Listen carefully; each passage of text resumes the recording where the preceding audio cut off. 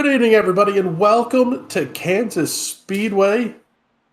Getting ready for a big night of Grid Rival Ezra IndyCar Series racing. My name is Chris Graham with the National Racing Network. It is a pleasure to have you joining us. Actually, alongside me tonight is Patrick Byrne. I think this is the first time we've done one of these sitting side by side. No, we were in Indy. When we were at Indy, side by side. That is correct. So we've done this dumpster fire once before, but looking forward to kicking off a new series of Ezra IndyCar Series racing. Matt Wagner's returning. He's going to keep doing Matt Wagner things. At least I would assume so. But once again, setting up kind of an interesting season here. 18 cars on the grid tonight. Strong field to start the season. And we're back doing IndyCars. This is going to be cool.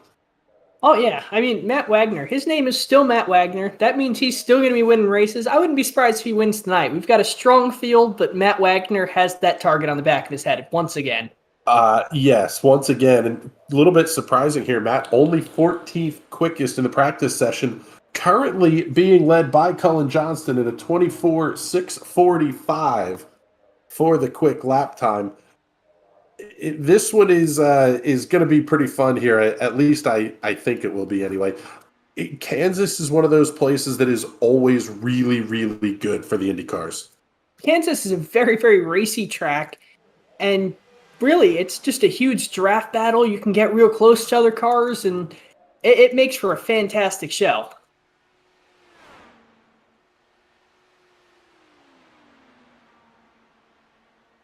Practice time just about running out here at the Kansas Speedway. Field's going to head out for single car qualifications. Looking ahead to the race here, hearing a pit window of anywhere from 32 to 38 laps means we're talking multiple pit stops. Qualifying well is going to be important, but maybe not an end-all be-all when you have to spend so much time on pit road.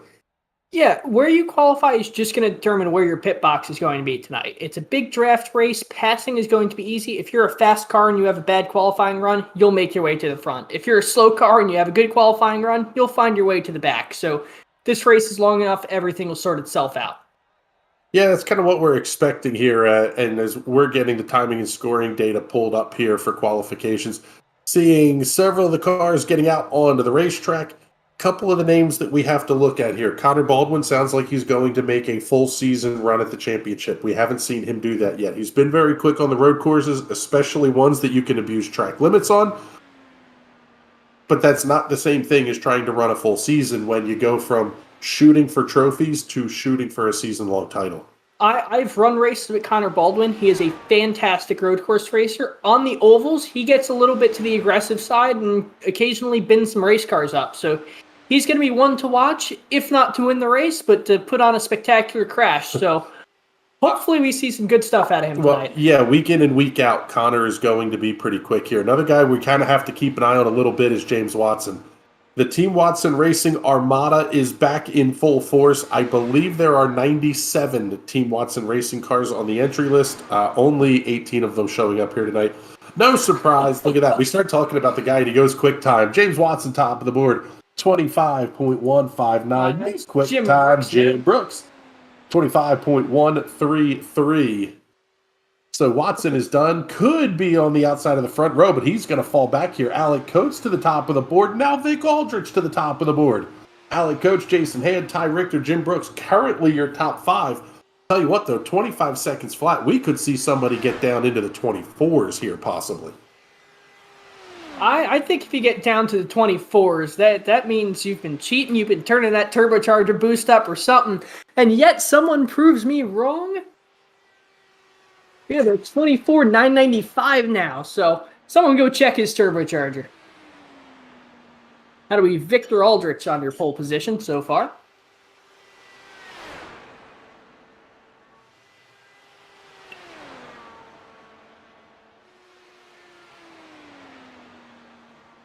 Cullen Johnston holding on to the number 2 position. Benjamin Combs, Alec Coates, Jason Hand, your top 5 right now as they run. Good run here for Gary Corley, currently up in the 9th position. Gary's a guy who's been around a little bit. Sometimes we see him at the front. Most of the time we sort of see him mid-pack here, and I guess 9th, 10th in an 18-car field is mid-pack. But He's also one of those guys that can really come out and show us some stuff. And a couple of new names here. How about AJ Digby up to the 8th position? That name sounds familiar. That name sounds familiar. One of the guys running with the Sim Racers Club. Either Sim Racers Club or the Fuel Premier Series. One of the NASCAR leagues that we run. Digby is Sim Racers Club. But yeah, so pretty cool to see some of the Sim Racers Club guys heading over here. Craig Forsyth back in the show tonight. Yeah, Craig Forsyth's good. He's just good at this. Little bit of a change to the throwback players' colors on the side of that machine. And again, let's continue with the no surprises deal here. Eric Shouse going to be at the top of the board in qualifying, 24.98 seconds. Best lap time for Craig Forsyth, 25.240. Man, these guys they're good. I guess now you sort of have to wonder, does the question become who's going to be able to survive long enough to make the end of this show? Yeah, with these pack races IndyCar, it is very easy to see a wreck kind of just like that one, except with the field being so close together, if something like that happens at the front of the field, you've lost 5, 6, 7, maybe even half the field. So really, really got to stay on your toes, got to watch out. You got to put your Top Gun reflexes on it and really try and dodge your way through the wrecks. That was Matt Wagner having the issue there. And, well, quite frankly, Matt's not where he wants to be in 16th. He's at the same time, it seems like he does this a couple of times a year. He's going to qualify 16th, and he's still going to be at the front of the field. It's almost like he's thinking the super long game, playing the big brain stuff and saying, I'm just going to sit here in the draft all night long. I'm going to run a 40-lap stint and cut a pit stop off of this thing or something. Either that, or he's good at going for points. If he knows this isn't one of his strong tracks, he can go out there and go, I'm going to get myself a top 5 finish. I'm just going to finish the race, make sure I have the points. So when it comes crunch time to the end of the season, I'm not making up a gap. I'm trying to extend my gap.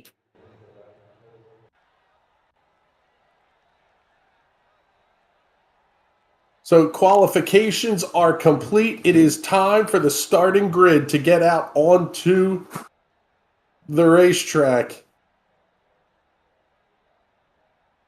And we are just about ready to go. 20 cars scheduled to take the green flag here tonight. And we will start with the front row, led to the field by Eric Shouse alongside Vic Aldrich. 17 1,000ths separating those two on the front row.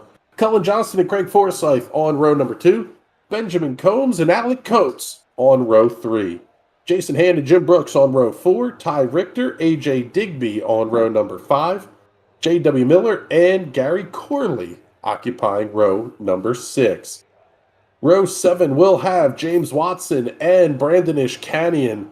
A little bit of a surprise there to see Watson so far back in qualifications tonight. Connor Baldwin and Matt Wagner on row number 8.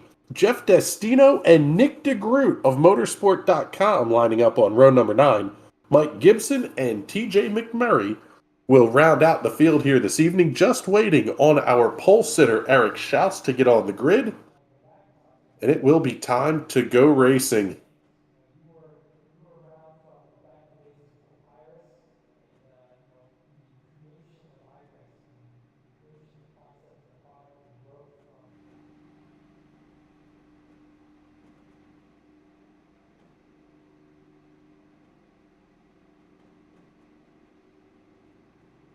Pace car just starting to pull away here.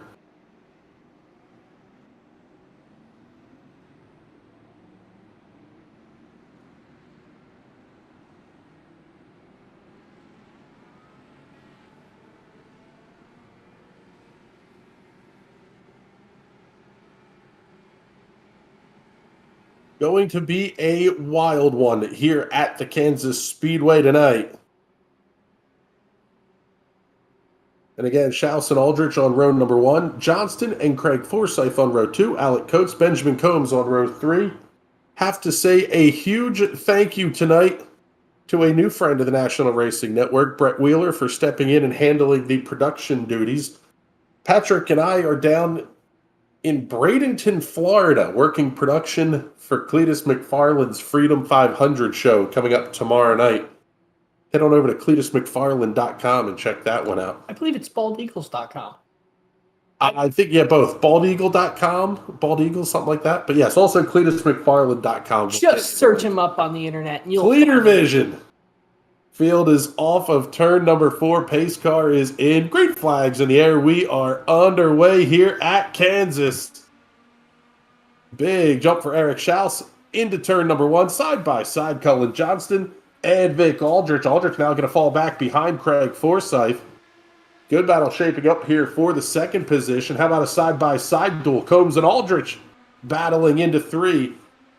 I'll tell you what here, Patrick. Cold tires, maybe not the kind of place you want to be goofing off side-by-side early on. No, but everyone is on cold tires, so hopefully you're all taking it easy, and hopefully you don't get someone trying to take the advantage on you guys and wrecking the whole field. Oh, man, big moment there off of turn number 2 down to the inside. The Alexander Rossi, well, I guess tribute colors. It is the current season paint scheme on the side of the 27 of Benjamin Combs. It's such a new scheme that it's fanboy colors. It's not tribute yet. Yes, we got to give it a season or 2. Oh, that's fantastic. Field fully packed up side by side. Cullen Johnson around the outside of Eric Shouse. Shouse to the inside. The fantastic Hot Wheels paint scheme on that car. Johnston letting her eat up on the high side. Oh, man, that was tight for the race lead. How about 7 thousandths of a second as they got to the start-finish line? Top 6, top 7, throw them under a blanket as they head off for turn number 1. Man, I tell you what, this is really impressive to see. Cullen Johnston is not necessarily packed up super tight, but he's able to keep that car working on the high side. The draft is in play, but it's not like the inside lane is going to be really dominant tonight. You're going to get shuffled out. Yeah, it almost looks similar to like the old Chicagoland races we saw, where you can run side by side like a NASCAR pack race, and no one really has the advantage. You can stay side by side, you can race, these cars not so much get a push, but they can take the air off your rear wing a little bit and really give you a ton of help. Oh, man. Pack racing like this always makes you nervous. Something that you almost have to consider here is that netcode is going to... It is a thing in the sim racing world. If you're not careful, close is sometimes too close. Yeah, it's like you have a big giant clear bubble around your car, which is part of your car that actually makes contact. The only thing is, depending on your internet service, it could be a huge bubble, it could be a very small bubble, it could be a huge bubble one lap, a small bubble the next lap. So it's very, very tricky to gauge, and that's something you got to work with. Abject insanity. These guys are doing pace laps at 215 miles an hour around the Kansas Speedway. And this is they're going to do this the whole time, but you almost wonder for some of these guys, I mean, Matt Wagner's hanging out last. It feels like I don't want any part of this is what might be going on here. The racing is clean and respectful right now, but it's not going to stay that way. Yeah, Matt Wagner, he's got that championship in mind. I know it's only round 1, but he's already seeing that trophy and smelling it. So he's going to sit back there, let some of these guys take themselves out, because if he knows he can't win this race, he still knows he can get a top 5, and he wants to be there to grab it. And by the way, let's not overstate things here. Matt Wagner is 1.9 seconds back. Gary Corley, 1.5 seconds back. Those are the two guys running at the very tail end of the field. You could still throw a blanket over the whole field. Less than 2 seconds is separating everybody at the front from everybody at the back. Big move up to the outside. 3 wide down towards turn 1. That's Connor Baldwin. He got a piece of the outside safer barrier. Oh, buddy, hold on to it there, son. Baldwin Agriland Aero Info on the side of Connor Baldwin's number 20. Oh, man. Was that Connor Baldwin doing that big bizzle over there? I taught him that one. Connor Baldwin or Connor Daly driving the number 20 out there? Shouse and Johnson, still side by side. So the lead is not exactly changing hands here. Aldrich and Forsyth going to run side by side in row number 2. Combs and Richter side by side in row number 3. Finally, Cullen Johnston able to pull out to a little bit of a lead. This is really that situation now where you can try to manage the air a little bit. See, between checking your relative, listening, watching your mirrors, that kind of stuff, you can sort of try to manage who's coming where and try to slow down an outside run. Yeah, so when you're running around these corners, you don't necessarily have to run the bottom. You can run half a lane up, so the guys directly behind you on the bottom line, they can't slip under you. And the guys on the high line have to move even higher to try and get around you. And they're running along a racetrack. It's a lot harder to make up that ground. Man, Connor Baldwin trying to go 3 wide again last time into turn number 1. We talked about the kid being aggressive, but at this point, the racing has been pretty smart here. We're not seeing anything really insane. Well, Connor Baldwin trying to go 3 wides again. Like I said, this kid is fast, but he's not afraid to throw it in where maybe it shouldn't be thrown in. Well, and I'll tell you what, he made the pass cleanly off the outside. In fact, he's heading up towards the front of the field now. You start to get that feeling of the kid wants to be at the front, and he's going to get there or wad it up trying. He's a big baseball guy, so I'm going to throw this into baseball terms. He is swinging at every pitch, and at one point, you're going to strike out. You're either going to hit a home run every time, or you're going to strike out. So hopefully he gets that home run tonight, but man, he's got to cool it down a little bit. Otherwise, it's going to get a little crazy here. Sports ball analogies, courtesy of the world's biggest nerd. That's fantastic. Seeing Sports ball? Madge Brown checking in the comments saying, "Go AJ." Thank you very much for hanging out with us tonight, Madge. We appreciate it. Baldwin trying to make the outside lane work on Eric Shouse. Looks like he might be able to get the job done here down the backstretch. He's going to get some drafting help from Vic Aldrich. Nitro Circus colors on the back of that one. Is Travis Pastada Nitro Circus? Yes, sir, he is. Yes, he is. Yeah, we'll be seeing him tomorrow, handling play-by-play duties for the Freedom 500. Baldwin up to the outside of Cullen Johnston. If you're in Cullen's spot, any of these guys, you almost feel like just let them go. It is way early in this race. We're only halfway through the fuel run. Not a lot of reason to put up a big fight right now. Yeah, and a lot of these guys, this series is good with having a bunch of practices. So a lot of these guys already have a little bit of experience running with Connor Baldwin on the ovals. They know he's aggressive, and they don't want to get themselves... Yellow, caution is out. Caution flag on the speedway, and it is trouble down the back straightaway. I believe that's Ty Richter in the number 33 having a big-time issue. Let's take a look at the replay here. See what happened. A little bit of squeezing contact. I think I saw a tire go flying over there. That may have been a piece, or at least something of the accoutrement of one of these race cars flying off. Yeah, that was a tire. So not sure who's missing a tire, but big hit to the inside retaining wall for Ty Richter. Let's see who else comes down the pits. Yeah, may have been Jason Hand, but it looks like, at least here as we are under yellow, only Ty Richter currently on pit lane. Now, this is a 100-lap race. 32 to 38 laps means it is going to be a 3-stopper because you can't get to 50 to make it a 2. Do you come in here, and we're starting to see now a lot of the leaders making their way down pit lane. Cullen Johnston, Connor Baldwin, Eric Shouse, Craig Forsyth. It forces you to make 3 stops. However, you got to kind of push it from here to make it on, or at least 2 stops, I should say. Now, is Victor Aldrich staying out?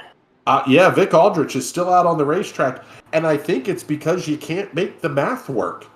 You're going to have to save a ton of fuel to make it 2 40-lap stints to get the end of this race. But he's going to need a green flag stop. You're going to lose a ton of time over that green flag stop. If no one else has to pit for a while and another caution comes out. It's very hard to recover from that. Seeing some different strategies here on pit lane as well. Eric Shouse is going to be the first car off of pit lane. 6.57 seconds, the time of the stop for Shouse. How about Nick DeGroot coming out third? DeGroot, your hard charger of the race, up 15 spots to start this thing. Motorsport.com on the side of that machine.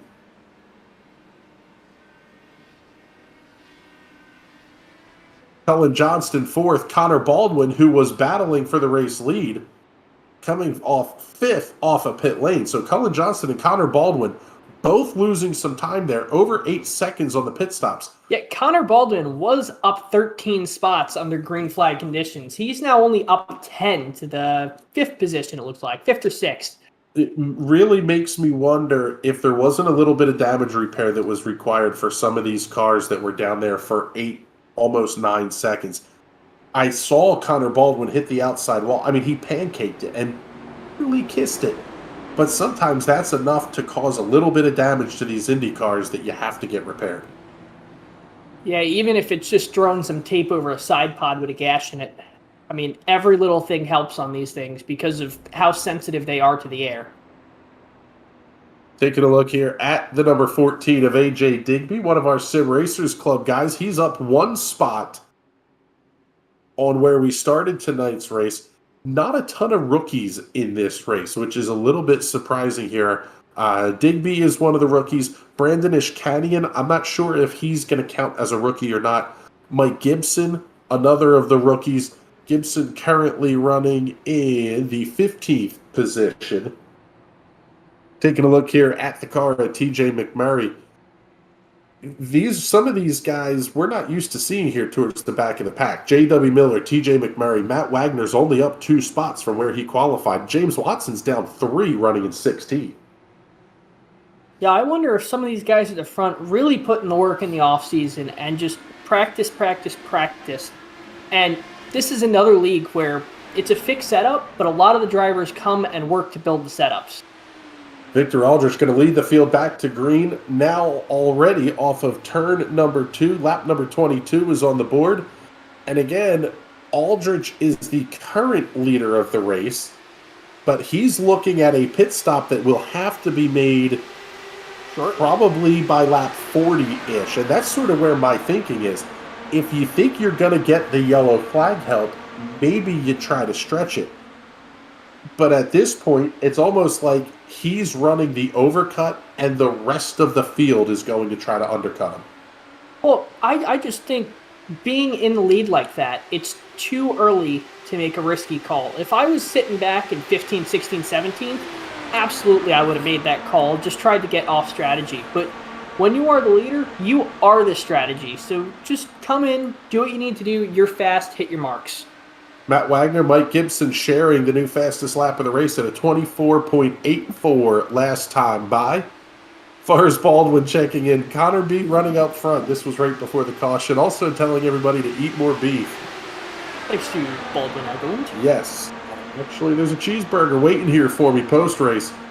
Baldwin going to be side by side with Craig Forsyth down to the inside. I'll tell you what, you see that outside lane? Huge runs off the corner. This is the hard part, is getting clear before the entry to the corner, which he's got clear, but I don't know if he's going to have it clear here leaving. He gets clear, so he is now in control of that position. A lot different feel to this race from what we saw in the early laps. This was a side-by-side pack race, pace laps at 200-plus miles an hour. Sort of single-filing out a little bit. Forsyth and Baldwin battling side-by-side, and it's only, back, half a second here from first to 8th place. So things are still very tight at the front of the field as we are just past the 1/4 distance mark here at Kansas.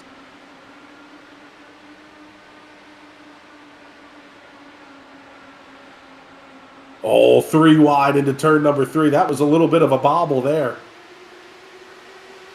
Cullen Johnston having just tiniest bit of an issue down the back straightaway. But that's enough. When you're talking about a draft-dependent racetrack, it's really kind of game on if somebody bobbles. I mean, we saw the gap was at almost 1/4 second just a lap and a half ago. Vic Aldrich and Nick DeGroot now going to be battling almost side-by-side for the race lead.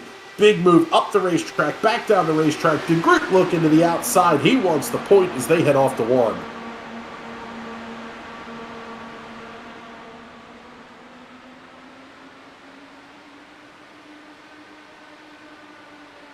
Gets a huge toe down the back straightaway. You get the toe. The problem is you have to pull out back into the air. And it's not like you're driving a full-bodied stock car or something that you're just going to hit a wall of air. But this still comes into play, and it brings everybody else back towards the front. Craig Forsyth, huge run down the front straightaway. Not able to make the move on DeGroot. But now all of a sudden, because first and second pull out side by side for just a split second, everybody else is going to catch back up. See, the problem with the Indy cars is not that they're hitting a huge ball of air. It's those wings create a huge pocket behind you that's trying to suck you back. So the wall isn't in front of you. You got to drag that wall behind you when you pull out of that draft.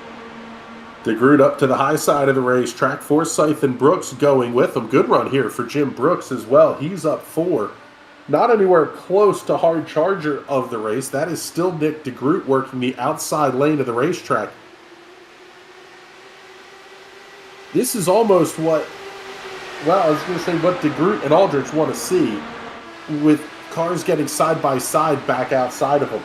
The reality is now everybody is tucked back up in line, and the entire top 14 cars are now going to be nose to tail again. Yeah, it's going to be very, very difficult to make a move without some help behind you.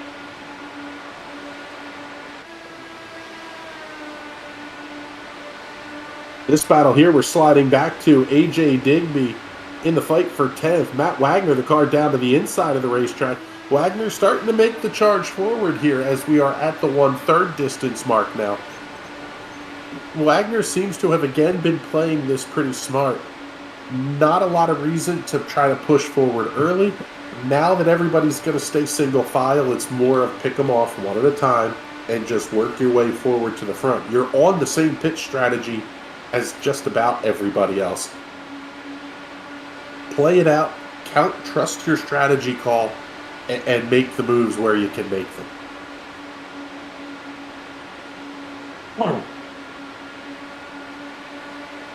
Oh, man, that was a big moment for Cullen Johnston off of turn number 4. Big wiggle off of turn 4. Wagner and Johnston going to stay side by side into 1. Now working on Eric Shouse. He was your pole sitter, down 6 tonight.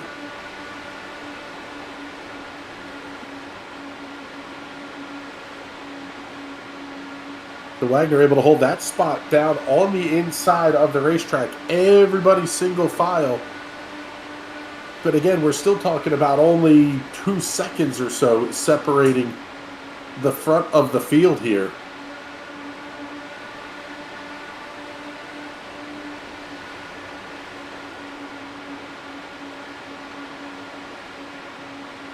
Wagner down inside of Connor Baldwin, making his way down the front stretch.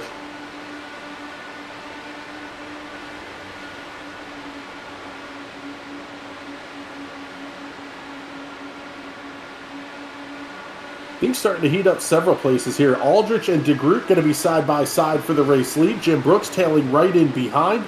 Here comes Forsyth and Connor Baldwin. Brooks in one of the Area 51 cars, and that's a little bit of a change here. Area 51 coming on board as one of the sponsors of the ESRA IndyCar Series.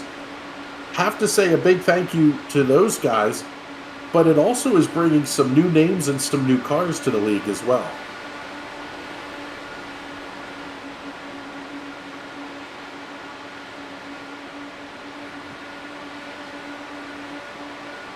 Very likely to see Victor Aldrich down on pit lane in the next 3 to 4 laps. I'm guessing the number is probably about 2 to 1 in the Indy cars. We ran 4 laps of caution. Maybe it gets them to about lap 40 here, but Vic Aldrich is going to have to come down pit lane here fairly soon. Yeah, unless he knows something we don't. And I believe even with the fixed setup, you can play with your fuel maps. So I wonder if he's really trying to save fuel, maybe running in map 4 or 5. But well, if he was running in those lower maps, I don't think he'd be able to hold the lead like he is. Maybe not hold the lead. You would be able to tuck in the draft and stick with the race leaders if you were trying to run the real low map. Here he comes. This time, looks like Vic Aldrich going to have to hit pit lane. That will mean new race leader Nick DeGroot over the start-finish line. Jim Brooks to the outside, Forsyth inside. That's the battle for 2nd and 3rd. And just that quickly, Victor Aldrich is now in last position. Victor Aldrich is last and pretty likely to go 2 laps down in the process here. He's still making his way in towards his pit box. So there's the first lap down that Vic Aldrich is going down. Finally getting to his pit box. I guess it's one of those situations that you're sort of praying for a caution, but with how clean the racing has been, it just doesn't make a lot of sense to make that move. No, but he is back out on the racetrack. Let's see if he can get up to speed before he goes another lap down. He actually may be in a worse spot because he's going to be all by himself. All by himself, and he really has to hope for a set of green flag pit stops.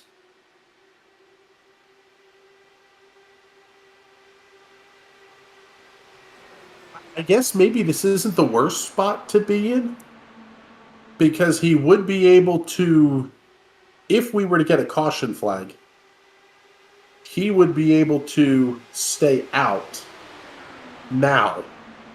Everybody else is going to be thinking about making a pit stop. Which, if everybody else pits, he would get the wave round. If someone stays out, he's screwed. Correct.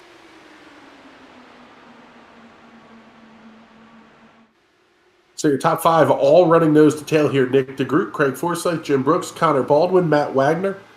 Several hard chargers here. A couple of drivers that have lost a lot of spots. Jason Hand currently running in the 19th position. He's down 12. Gary Corley down 6. Ty Richter down 7. It feels, this race definitely now feels like it's comers and goers. You talked about it in the pre-race. If you're quick, you're going to find your way to the front. If you're pretending to be quick, you're going to find your way at the back.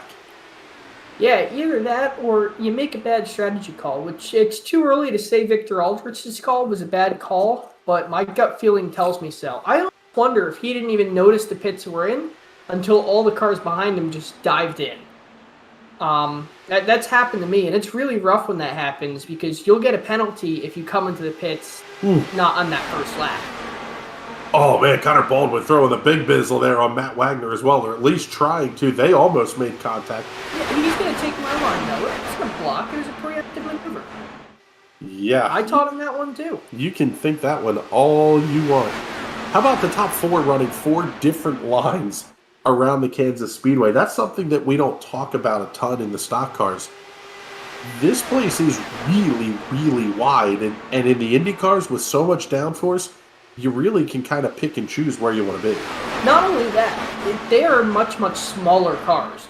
So where you can only go 3 wide in a stock car, you can go 4 wide here. So that 3rd or 4th line they're running may only be the high line and the 2nd line for a stock car.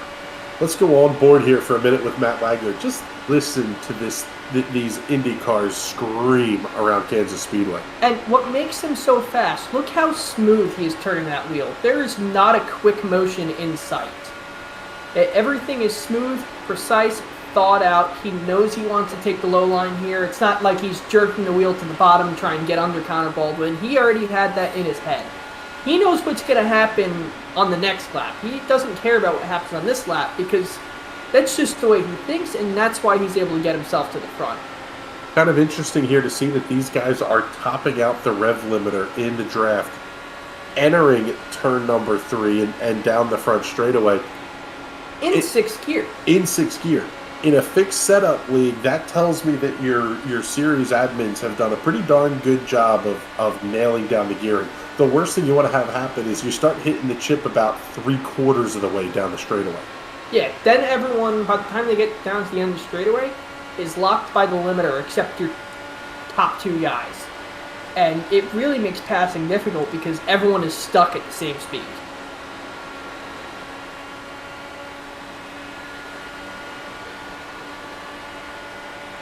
So far, the gap back to Matt Wagner, call it 3/4 of a second here to race leader Nick DeGroot. Going out the back, out the attenuator of your race leader in the number 89. Everybody just now at this point riding things out. This is exactly what Vic Aldrich needs to see. He needs to see this race go green through a full cycle of pit stops for the rest of the field. Yeah, if there were to be a set of green flag pit stops, Victor Aldrich is your effective leader. However, right now, it's too early to call. I mean, everyone is relatively single file, so we probably won't see a caution unless someone touches that white line and goes spinning around.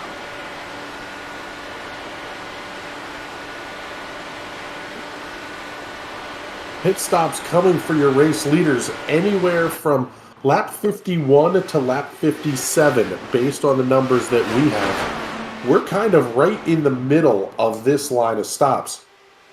This could be, in fact, we're already seeing this. Alex Coates, TJ McMurray on pit lane. We're in the window now at this point.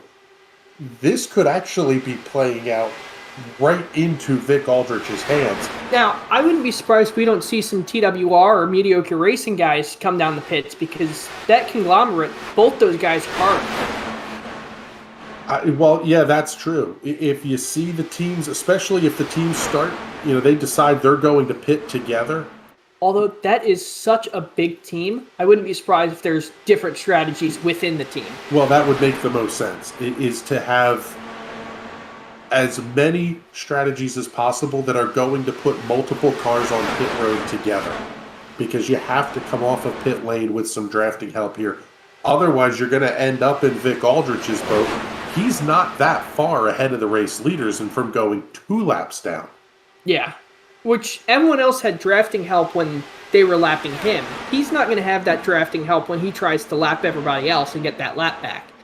So I almost wonder if he's even able to get that lap back, especially with not having any drafting help for the last 10 laps, 15 laps or so.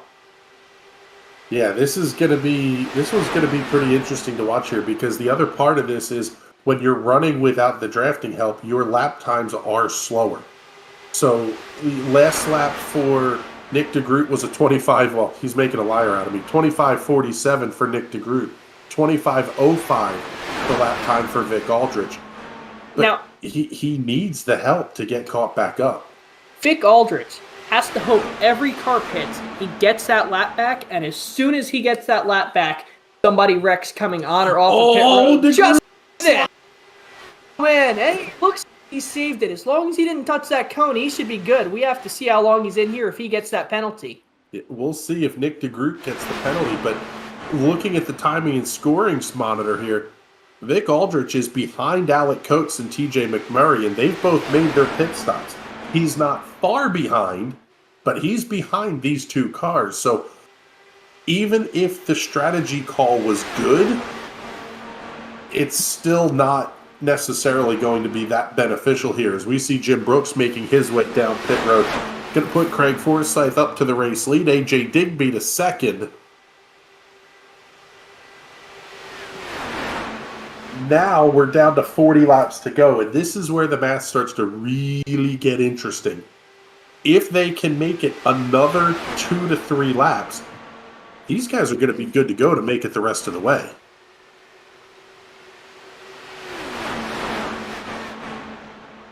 You basically have to get to like lap 63, maybe lap 64, and you should be able to make it the rest of the way on fuel.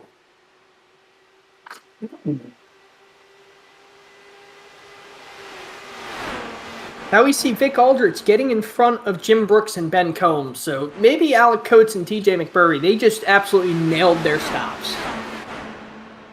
Yeah, Nick DeGroot is out, but again, not very far ahead here is a herd of cars on pit road led by Connor Baldwin. See the beef joke I made there, Forrest Baldwin?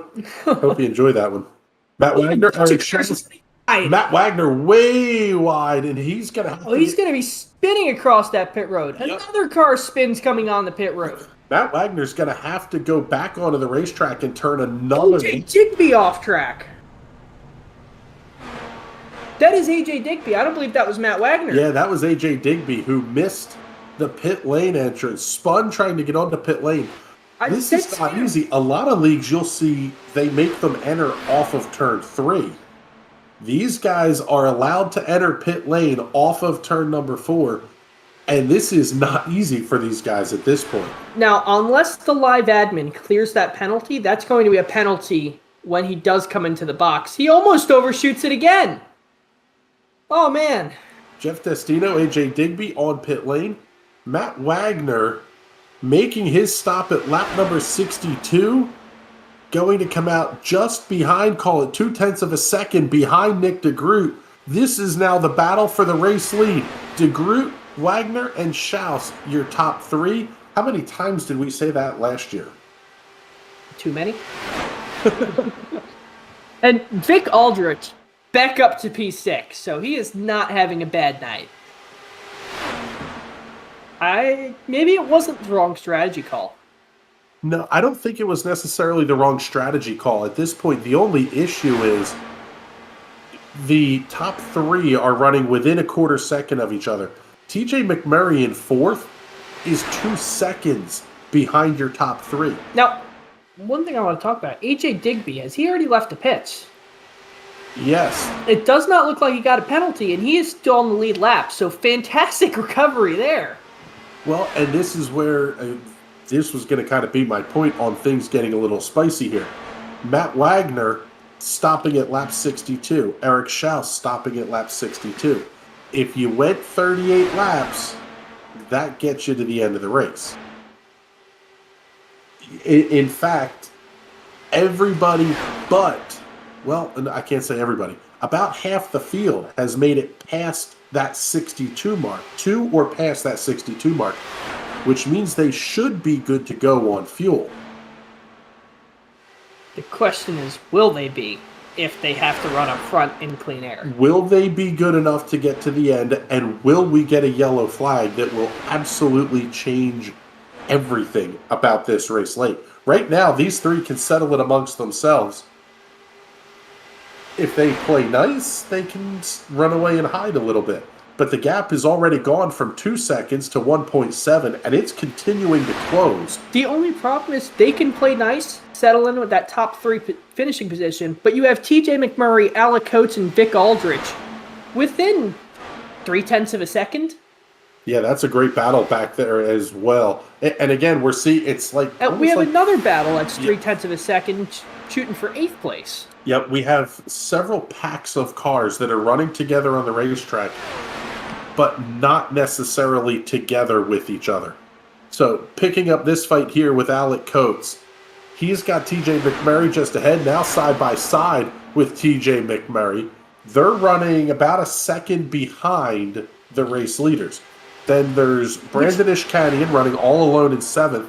Then another pack of cars that's about 6 seconds back of the race leaders. Which, saying that, them being within a second, they're already closing the gap. The gap is closed down to 0.8 of a second now, so we're going to see a 6-way battle for first place. Yeah, they're pretty close to, if they're not in draft range already, they're going to be very close to picking up a monster tow from these guys at the front of the field. And having a 6-way in Kansas is just going to put on a fantastic end of this race. It's going to be fun. Now, the question becomes, how quickly, I mean, gosh, these guys are right there now. So it is going to be a 6-car battle. But to me, the question really has to be asked still. Who can make it and who can't?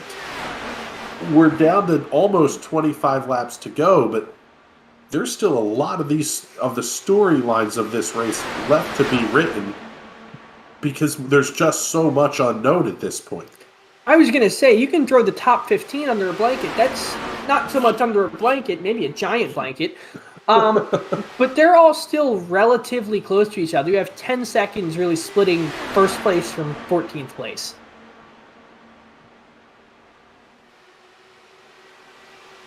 So following along here, a caution flag is probably going to be needed for the second pack of cars to get caught up to your race leaders. The other one that we have to look at here, Vic Aldrich, he made it to lap 40. He's going to need another stop here. He'll have fresher tires. I don't know that it matters all that much, but he'll be able to short fill the car on fuel. He won't need the full 7-8 second pit stop. Not only that, if the caution were to come out, he can throw on those fresh tires, hope other people go, fresh tires aren't a bad idea, pretty much end up where he is now, and go out there and try and get the win. Now, you have Matt Wagner and Eric Shouse, who pitted on that lap 62 number.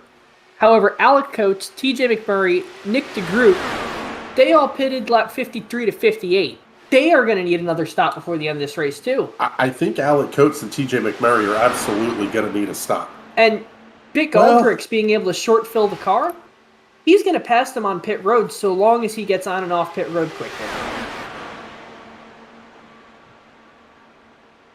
Yeah, my math says they're only going to be able to make it to about lap 93, stopping in the 50s. If you stopped at 62, 38 laps is going to get you to the checkered flag of this race. So, but again, you have... 62 is really teetering on... Is teetering.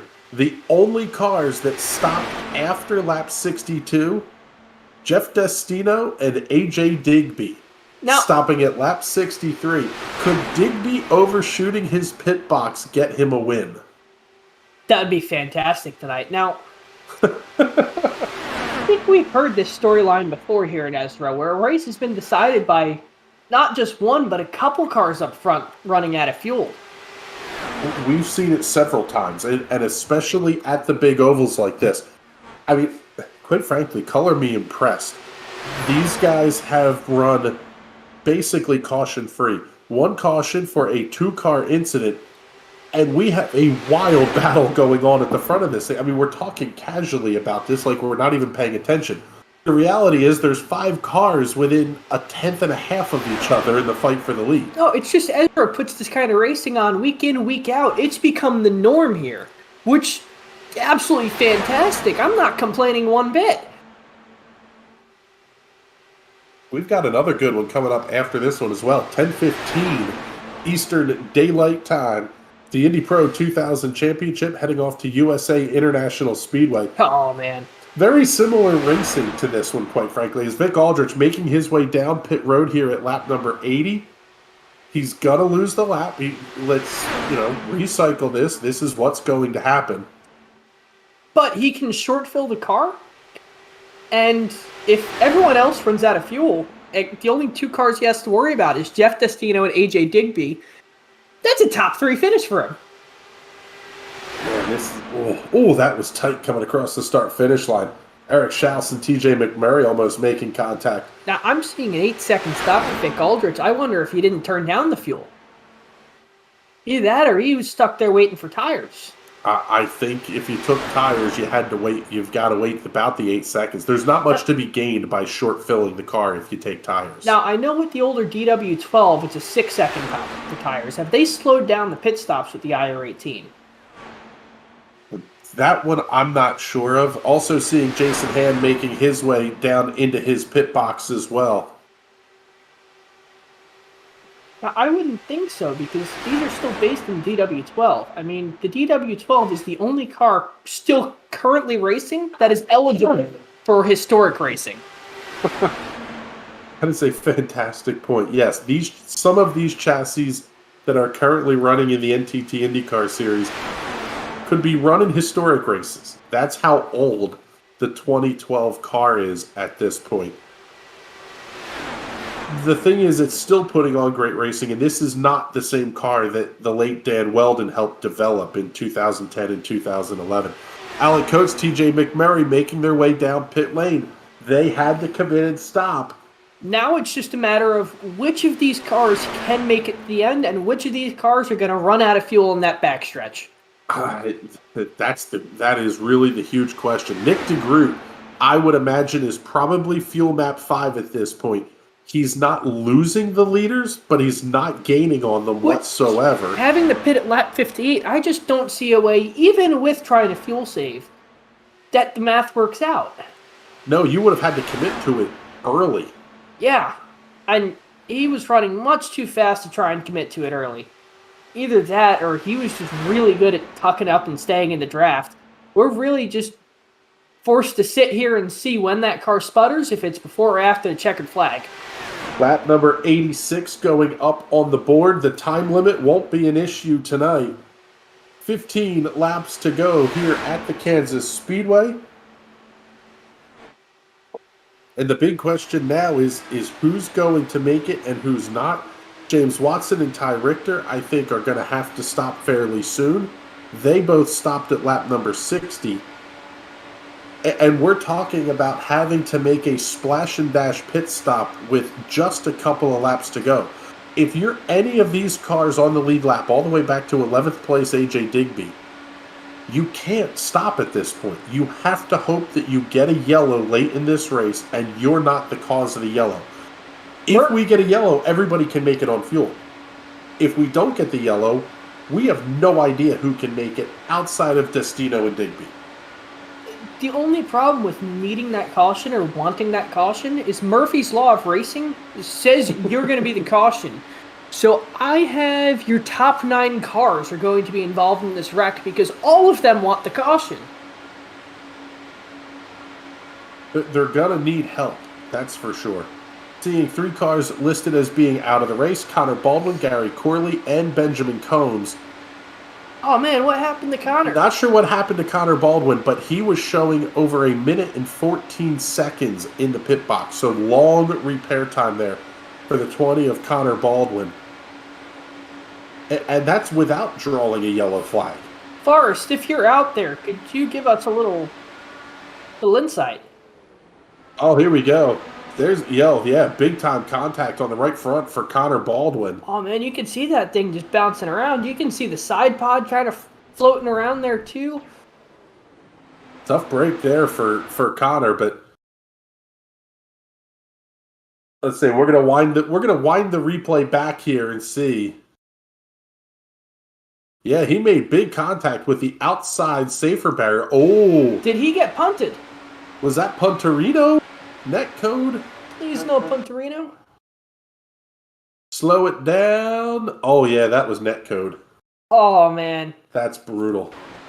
But a big hit into the outside wall for Connor Baldwin, and now we're down inside of 10 laps to go.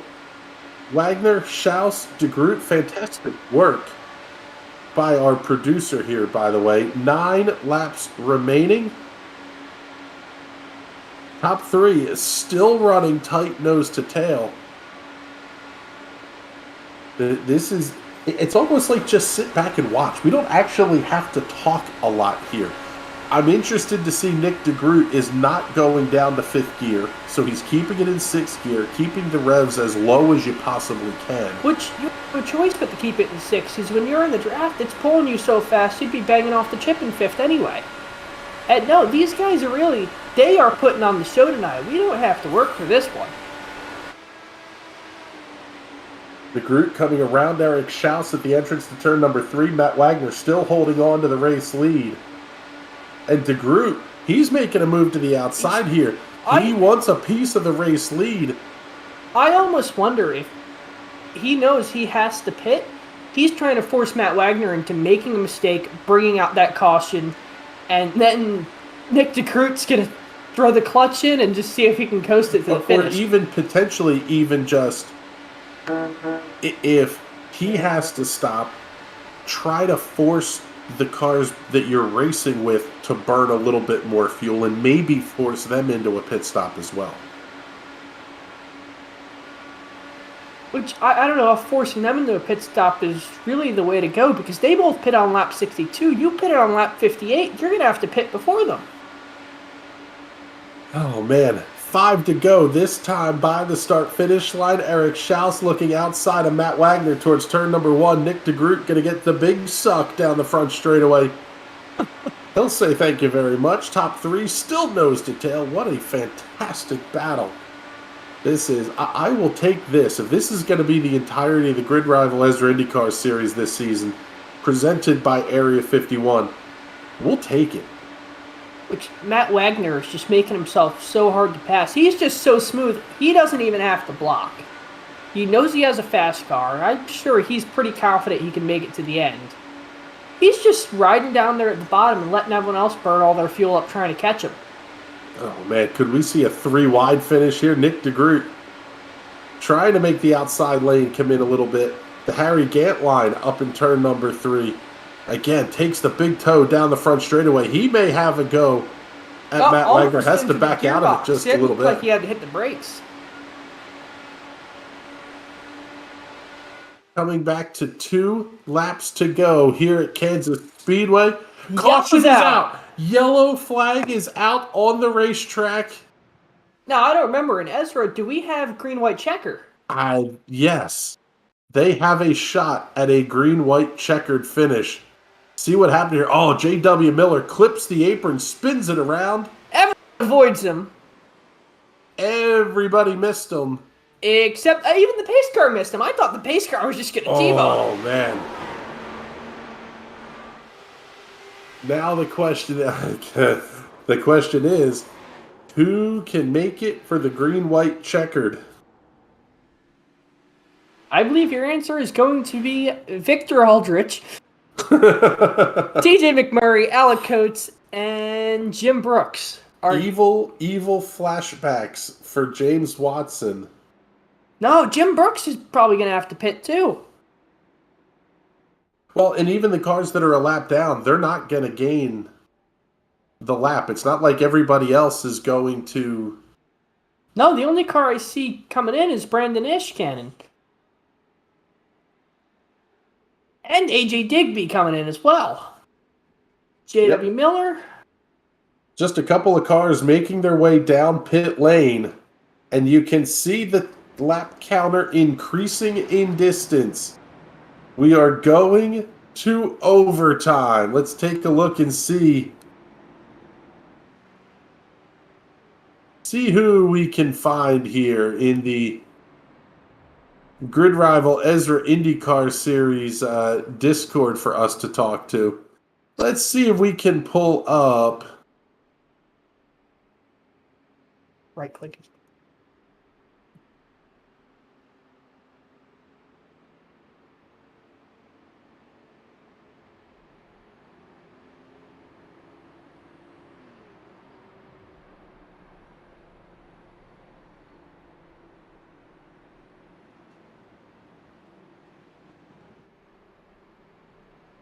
Let's bring in Matt Wagner here very quickly as we're going to get ready to go back to racing here shortly. Matt, do you think you can make it on fuel? And what are your thoughts as we get ready to go green?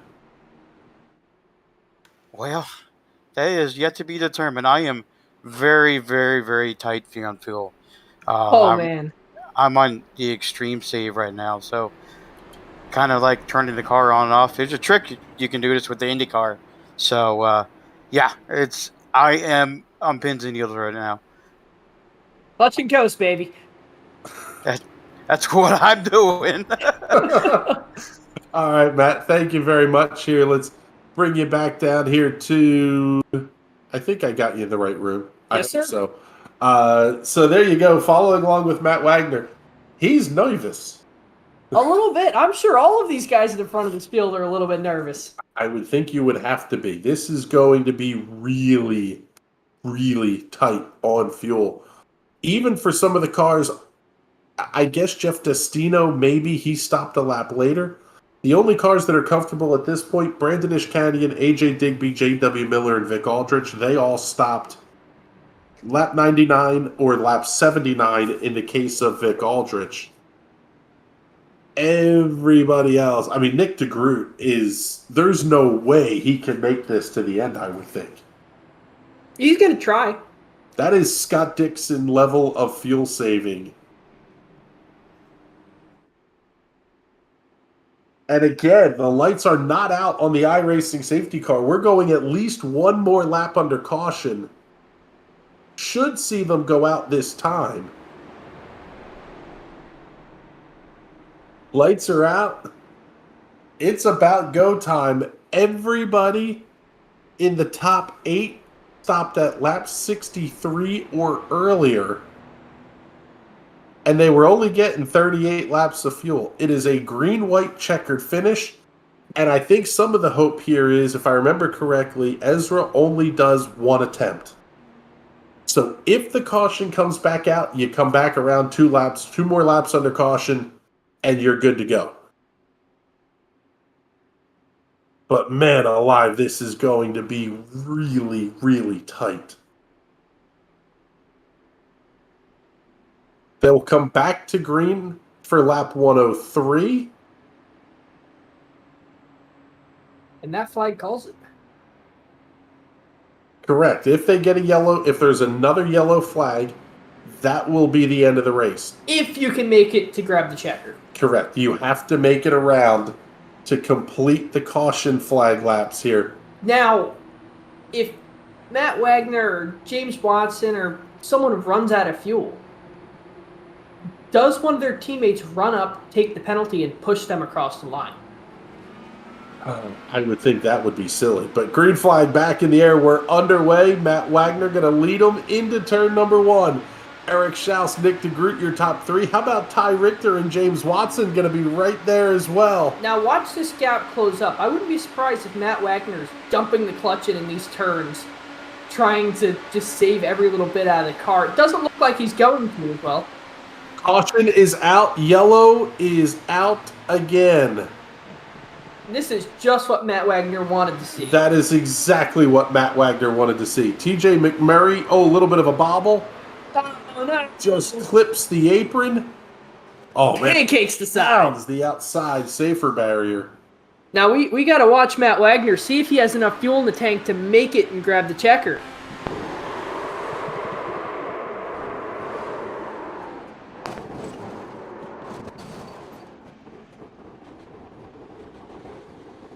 Take a look here.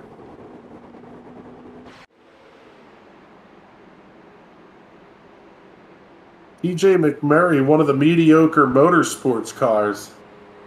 And it looks like Matt Wagner is back with Area 51. So that's definitely not like a team, take one for the team as your arm hurt, Clint kind of deal. Yes, no arms itching here. Field will come off of turn number 4.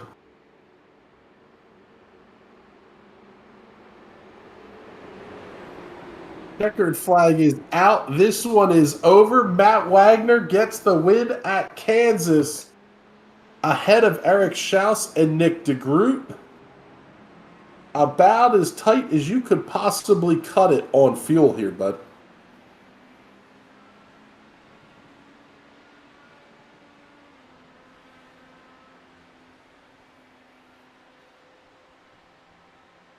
So, looking ahead here as we've got to wait just a moment for the race results to be ready, but little bit. Okay, let's get you your race results here real quick first. Matt Wagner getting the win under caution ahead of Eric Shouse and Nick DeGroot. Ty Richter, James Watson completing your top 5. Cullen Johnston, Craig Forsyth, Brandon Ishkanian, Jeff Destino, and J.W. Miller back through top 10. 11 to 15, AJ Digby, Vic Aldrich, Alec Coates, Jim Brooks, and TJ McMurray. 16th through 20th tonight, Jason Hand, Mike Gibson, Connor Baldwin, Gary Corley, and Benjamin Combs rounding out the field here this evening. I'll tell you what, right before we get to the Victory Lane interviews, we've got a little bit of a different schedule for the Ezra IndyCar Series this season. Next week, Atlanta Motor Speedway on the oval. Then they're running what they're calling the Challenge Series, which is going to be a lot of fun. Basically, it gives drivers a chance to have an off week. You don't have to run week after week. 2 weeks, 2 weeks after Atlanta, heading off to Barber Motorsports Park, then Phoenix. Very kind of oval heavy-ish schedule here for the Ezra IndyCar Series. This one's going to have a little bit different feel to it, but ultimately to start the season, still Matt Wagner at the top.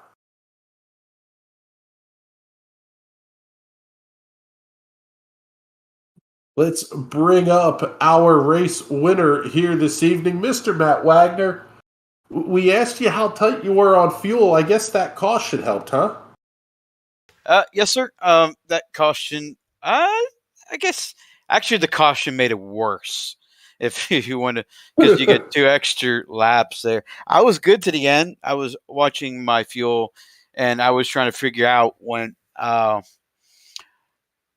Eric Shouse was going to make his move, and I caught him. I kept looking in my rearview mirror what he was going to do, And then he started to make the move. Then I had to turn up the gas, and as soon as you give up that bottom line, and it's pretty much race over. But there is a way you can win the race from the top line, from a green white checker.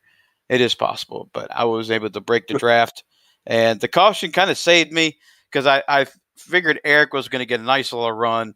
That I knew Nick was behind me too. He's always a threat. Me and him always get along, and so is Eric. We race each other like every week, and it's fun racing those guys. It's truly an honor. Well, how do you handle that? You're in fuel saving mode, but you don't want to give up the lead, but you got to make sure you get to the end. You're very familiar with the guys around you. It seems like there's a lot that goes into that process, the mental process of how you're going to make that work down the stretch. Yes, it's very stressful. It makes you keep looking in your mirror like all the time, and I got VR, so it's a little bit easier. Actually, a little bit harder on me. So I got to keep looking up. But if you're like on screen, you can just roll your eyes up. Now, Matt. Yes. You always complain I never talk enough in the interviews, so here we go. Yeah, my boy. How you doing there? So if you pull your VR headset off for a second, you can hit Alt K and you can move that mirror down so you don't got to stare at the sky. Okay, yes, I do. I know, but it's a visual. It's a visual preference that I prefer. It's been ever since I got VR. It's been a dream. I got rid of my three screens. I think it's terrible. Oh man, I'm going back to the 3 screens. I think you're making a bad decision. But you know what? As far as this league go, this whole ESRA league, I am proud. I am one of the admins of the Area 51. I am proud to throw in a sponsor for these guys. They really truly deserve it, and to have a nice long races. It makes me feel good that so we can get these other guys interviewed, like some of the guys who, really never get a chance to, get in the top 3, and it's kind of like disappointing. And I'm just glad I can make that happen for most of these guys, and I really do appreciate everybody. All right, Matt. Well, thank you very much here, and thank you to Area 51 for coming on board as a presenting sponsor of the ESRA IndyCar Series this season. Let's talk a little bit here real quick. Final question. What are your thoughts on the new schedule and kind of how the league is going to roll out the rest of the season? I'm a big fan of the DW12. I race Monday nights with it in Lionheart. It's really, really fun cars to drive, especially on road courses. If you ever taken the car out on a road course, it handles so much better than an IR18. No goofy tire models. I love the 4-race format that these guys have. I love this league. It's a good league. If you guys just come on out every Thursday night, ESRA, look for me, message me on iRacing. It's truly a blast. Get a hold of Alec Coast and Colin Johnson, great admins of the league. You guys for putting on the show for everybody. And lonely little Patrick over there. And it's good to see you, buddy, back in the broadcast booth. All right, Matt, thank you very much. We're going to drop you down to the interview holding room here. And let's bring in next on the list.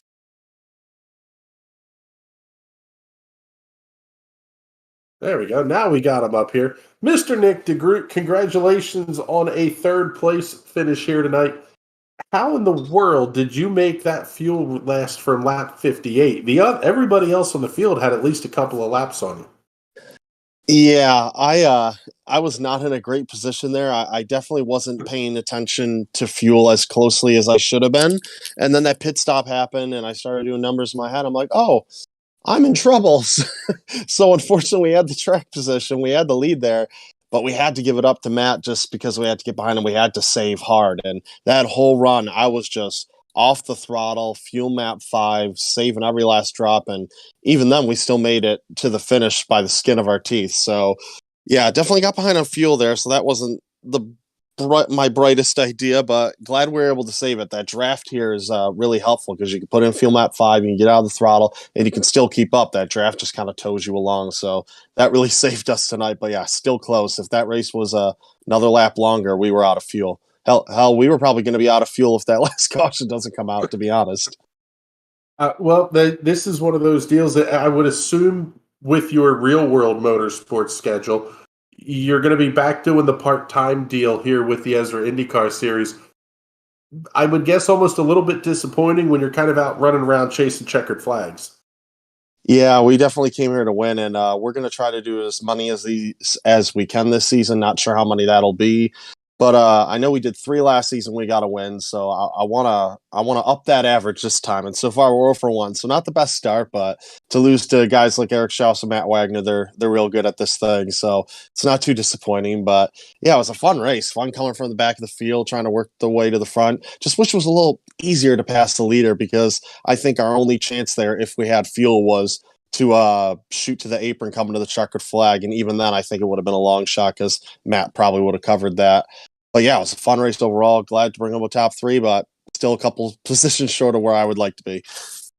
Yes, and unfortunately not the hard charger of the race either. Unbelievably, you gained 15 spots and you're not the hard charger. Matt. The race winner picked up 15 as well, but congratulations on a podium finish tonight here, and let's make sure we let you get all your sponsor plugs and thank yous in before we let you out of here.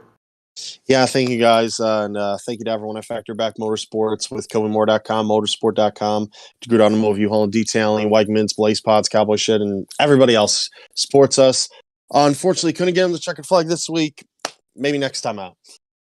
All right, buddy. Thank you very much, and look forward to reading all of Nick's content here. You can find that, as always, at motorsport.com, one of the, quite frankly, world premier auto racing coverage sites here. Pretty badass that we get to have a guy like Nick with us. Another badass in the show here tonight, Eric Shouse. Good Lord, man. Were you as tight as everybody else on fuel, or were you pulling a Scott Dixon on us and you were going to be good to go? I actually probably was going to be good to go. I had about 4 or 5 laps left at that first green, white, checkered, so I think I could have made it. How?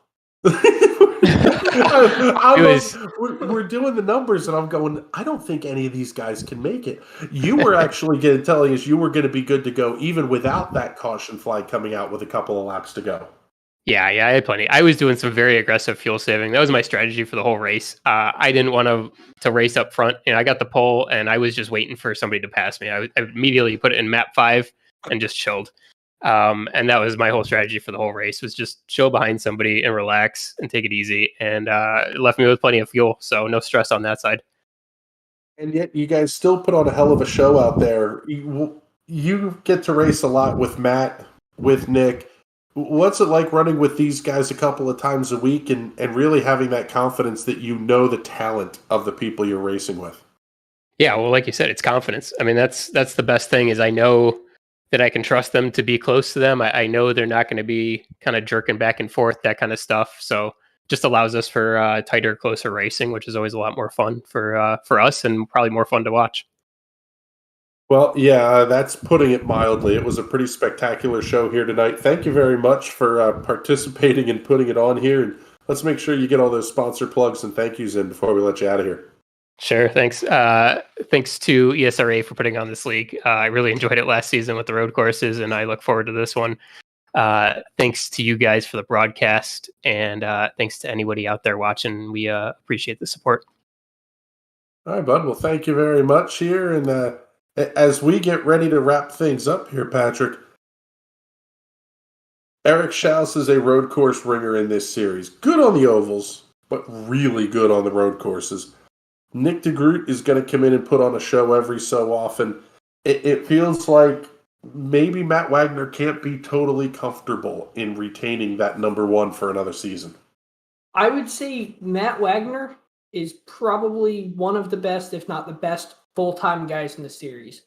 But I don't know if he's going to be able to be competing for wins every week, so he's got to learn to accept it and be satisfied with a second or third sometime, because some of these ringers are absolute ringers, and they are going to whoop everybody's ass. Yeah, that's potentially putting it mildly here. Tell you what, though, this one has been fun, and we've got more fun and frivolity coming up tonight, throughout the weekend, and heading off into next week here on the National Racing Network. Coming up tonight at 10:15 in the East, it will be the Indy Pro 2000 Championship from USA International Speedway.